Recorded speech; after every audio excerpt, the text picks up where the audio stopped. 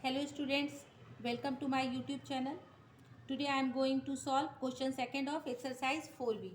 In question second, which of the two rational numbers is greater in each of the following pairs? Okay. तो इनमें ना बच्चों पहले तो क्या है, देखिए ज़ीरो से कंपैरिजन है क्वेश्चन फर्स्ट और सेकंड में। तो फर्स्ट में है 5/6 और ज़ीरो। अब मैं आपको एक चीज़ बता देती हूँ कि एवरी जो पॉजिटिव रैशनल नंबर होता है, every positive rational number is greater than zero.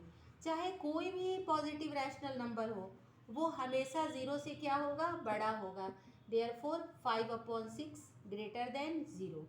और सेकंड क्वेश्चन है, सेकंड क्वेश्चन में है -3/5 और zero.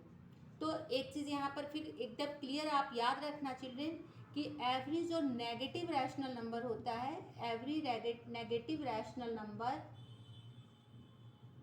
Is less than zero. ये हमेशा ज़ीरो से क्या होगा, छोटा होगा। अभी आपको ध्यान होगा नंबर लाइन पर, ये हमारा ज़ीरो है, इधर पॉजिटिव है, ये सब बड़े हैं और इधर नेगेटिव हैं, ये सारे छोटे होते हैं। तो हमेशा हमारा नेगेटिव रैशनल नंबर जो होता है वो जीरो से लेस होता है। Therefore -3/5 less than zero. Okay. अब यहाँ पर ग्रेटर कह रहा है तो आप ऐसे लिखना, ज़ीरो ग्रेटर देन -3/5। क्वेश्चन जो है उस क्वेश्चन में हमें ग्रेटर बताना है, तो ये नहीं लिखकर हम ये लिख लेंगे। अब आ जाइए थर्ड क्वेश्चन पे। थर्ड क्वेश्चन जो है, अब इनमें देखो, इनमें डिनोमिनेटर सबका सेम है, जैसे 5/8 और 3/8। अब हमेशा ध्यान रखना चिल्ड्रेन कि अगर डिनोमिनेटर सेम है तो जो न्यूमरेटर बड़ा है वही बड़ा होगा। अब यहाँ पे क्या है, 5 ग्रेटर देन है 3 से, आप सबको पता है 5 3 से क्या होता है, ग्रेटर होता है। Therefore 5/8 greater than 3/8। लेकिन ये किसके लिए एप्लीकेबल है, जब हमारा डिनोमिनेटर क्या है, सेम है। ओके। फिर इसी में हम सेकंड में आगे चलते हैं चिल्ड्रेन। यहाँ पर इसमें सारे के डिनोमिनेटर जो है हमारे सेम हैं। जैसे फोर्थ क्वेश्चन है 7/9 और -5/9। अब देखो डिनोमिनेटर सेम है और हम सबको पता है हेयर 7 क्या होता है, हमेशा बड़ा होता है -5 से। Therefore 7/9 greater than -5/9। तो इस तरह से आप इसके सारे क्वेश्चन कर लोगे, बहुत इजी है। अब हम लोग थर्ड क्वेश्चन पर आ जाते हैं चिल्ड्रन, जहाँ पे डिनोमिनेटर सेम नहीं होते, वहाँ पे हम क्या करेंगे। ये तो बहुत इजी है, आसानी से आप न्यूमरेटर को देखो और देखकर जो बड़ा है, जो ग्रेटर है, उसे डिसाइड कर लो।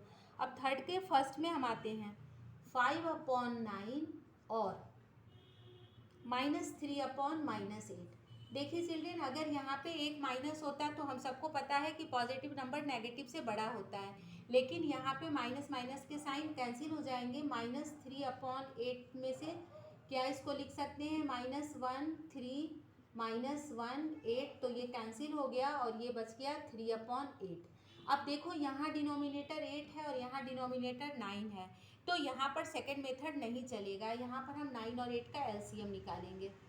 एलसीएम ऑफ 9 एंड 8, 9 और 8 का एलसीएम हो जाएगा 72। अब हम क्या करेंगे, 5/9 इसे भी मल्टीप्लाई करेंगे एलसीएम लाने के लिए। तो 9 में कितने से मल्टीप्लाई करें कि 72 आए, तो 8 से। जिससे नीचे करेंगे मल्टीप्लाई, उससे ऊपर भी करेंगे। तो अब यहाँ पर हो गया 8 5 40 और अपॉन 72। सेम प्रोसेस यहाँ भी करेंगे 3/8 के लिए। तो अब 3/8 के लिए मुझे 72 लाना है, तो नीचे भी 9 से मल्टीप्लाई की और ऊपर भी 9 से मल्टीप्लाई की, तो ऊपर आ गया 27 और नीचे आ गया 72।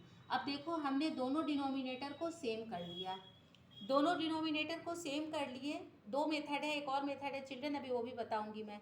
तो दोनों डिनोमिनेटर जब सेम हो गया तो हम न्यूमरेटर की तरफ चलते हैं और देखते हैं कौन बड़ा है। तो यहाँ पे हमारा 40 जो है वो ग्रेटर है किससे, 27 से, तो इसलिए ये पूरा का पूरा बड़ा हो जाएगा। लिखेंगे देयरफॉर 40/72 ग्रेटर देन 27/72। तो जब 40 किसका है, 5/9 का, तो 5/9 ग्रेटर देन 3/8। इसका बनाने का एक डायरेक्ट मेथड भी है बच्चों। जैसे अगर तुमको इन दोनों को बनाना है तो आप इनको, मैं भी बताती हूँ, क्रॉस मल्टीप्लाई से भी बना सकते हो। जैसे मेरे पास मिला हुआ है 5/9 और मैं डायरेक्ट यहाँ पे 3/8 लिख रही हूँ, तो आप इसको क्रॉस मल्टीप्लाई इस तरह से कर सकते हो। क्या हो गया, 8 5 जा 40 और 9 3 जा 27। 40 बड़ा है 27 से, तो इसलिए 5/9 जो है वो ग्रेटर है 3/8 से। लेकिन ये मेथड आपको हर में काम नहीं आता है बच्चों। जहाँ पे आपको रैशनल नंबर को क्वेश्चन 5th में जब आप असेंडिंग ऑर्डर लगाओगे तब ये मेथड काम नहीं आएगा, आपको फर्स्ट मेथड से ही बनाना होगा। इसलिए मैं आपको उसी मेथड से समझाई से बनाना। अब एक और क्वेश्चन लेकर चलते हैं, थर्ड का सेकेंड।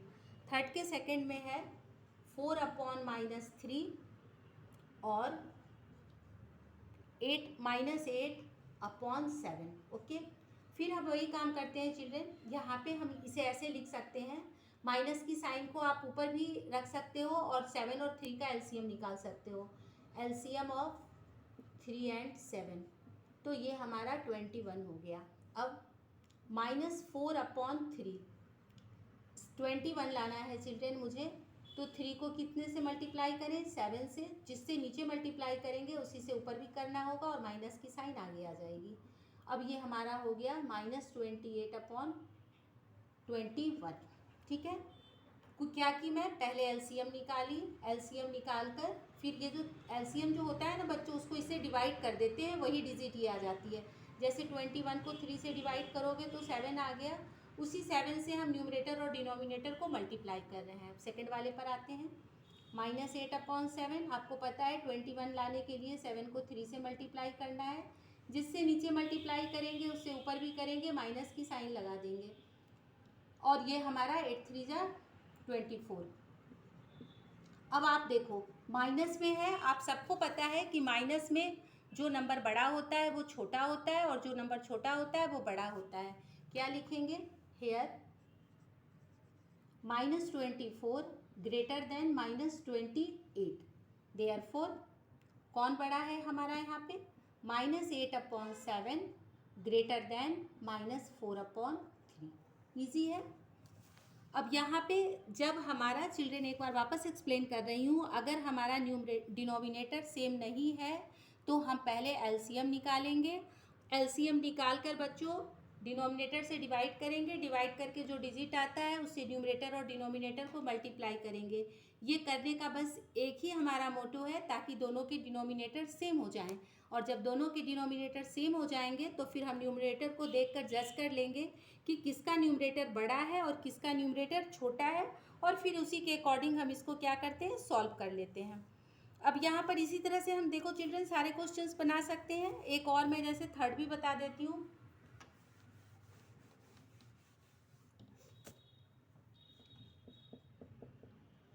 थर्ड का थर्ड यहाँ पे है -12/5 और -3।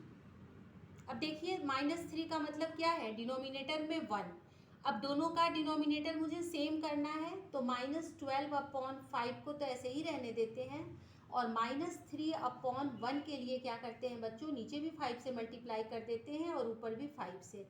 इसको तो मैं ऊपर और नीचे सिर्फ 1 से मल्टीप्लाई कर रही हूँ, और ये हमारा हो गया -15/5। अब देखो दोनों डिनोमिनेटर सेम हो गए चिल्ड्रन, और जब दोनों डिनोमिनेटर सेम हो गए तो अब हम जज करेंगे कि न्यूमरेटर कौन बड़ा है और कौन छोटा। तो न्यूमरेटर, चूँकि ये साइन माइनस में है तो याद रखना प्लस में 15 बड़ा होता है और माइनस में 12 बड़ा होगा, तो -12 greater than -15, therefore -12/5 is greater than -3। बहुत ईजी है, ये हमारा हो गया क्वेश्चन नंबर थर्ड। ठीक, फोर्थ भी वही सेम चीज़ है बच्चों। फोर्थ में आपको सिंबल भर देना है, सेम जैसे मैं ये सेकंड और थर्ड बताई, वो सेकंड और थर्ड की तरह ही आप फोर्थ बना लोगे। और फिफ्थ भी सेम बनेगा बच्चों। फिफ्थ में क्या करना है, मुझे सारे का न्यूमरेटर, एक फिफ्थ में बता देती हूँ, फिफ्थ का एक क्वेश्चन।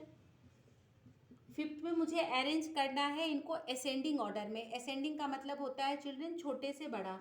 अब देखिए यहाँ पर 2/5, 7/10, 8/15 एंड 13/30। सबसे पहले एलसीएम निकालेंगे 5, 10, 15 और 30 का। ओके, 5 से निकालते करते हैं 2, 3, 6। 2 से अब फिर करते हैं 1, 3 और 2 3 जा 6। फिर 3 से करते हैं चिल्ड्रन 1, 1। कितना एलसीएम आ गया? 5 2 जा 10 और 10 3 जा 30। हमारा एलसीएम 30 आ गया चिल्ड्रन, मतलब सब डिनोमिनेटर को 30 में हमें बनाना है। तो 2/5, 5 को 6 से मल्टीप्लाई करते हैं 30, ऊपर भी 6, 12/30। 7 को करते हैं चिल्ड्रन 30 करना है, नीचे ऊपर 3 से मल्टीप्लाई 21/30। ठीक है, नीचे नहीं लिख रही हूँ वरना आपके विजिबल नहीं होगा। अब नेक्स्ट 8/15, तो 8 × 2, 15 × 2, 16/30। और इसका तो 30 है ही है चिल्ड्रन, तो कोई मल्टीप्लाई करने की ज़रूरत नहीं है।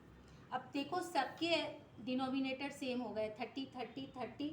इसको भी डायरेक्ट यहीं पर लिख लेते हैं 13/30। इसको किससे मल्टीप्लाई किए हैं हम लोगों ने? 1 से। अब देखें इनमें असेंडिंग ऑर्डर है, मतलब छोटे से बड़ा। तो सबसे छोटा कौन है इनमें? तो सबसे छोटा कौन है बच्चों? 12 है। सबसे पहले 12/30 आ जाएगा। फिर 12 के बाद कौन है? 13, 13/30 आ जाएगा। फिर कौन आएगा 13 के बाद? 16/30। और सबसे लास्ट में कौन आ जाएगा? 21/30। हो गया ना असेंडिंग ऑर्डर, छोटे से बड़ा। सबके डिनोमिनेटर सेम है। अब देखें 12/30 कौन था? 2/5। 13/30 कौन था? तो 13/30 हमारा खुद ही था 13/30, है ना। देन क्या है 16/30, ये कौन था? 8/15। और सबसे लास्ट में 21/30। 21/30 कौन था चिल्ड्रन? 7/10। आ गया ना समझ में? यही हमारा आंसर हो गया। हो गया ये असेंडिंग ऑर्डर में। Okay children, if you like my video then subscribe and share it to your friends. Thank you.